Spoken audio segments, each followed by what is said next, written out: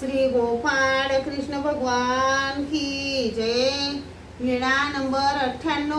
दायम बाला कपारीतल्या झाडाच्या दृष्टांताचे निरूपण। सर्वज्ञांना सकाळचा पूजा अवसर केला। सर्वज्ञ सिंहस्थळीकडे फिरायला गेले।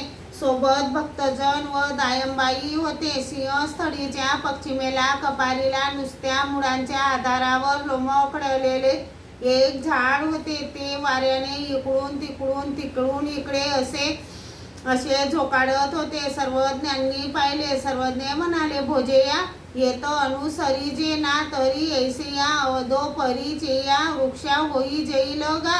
मग अनंत काळ दुःख भोगी जतची अशी जैल।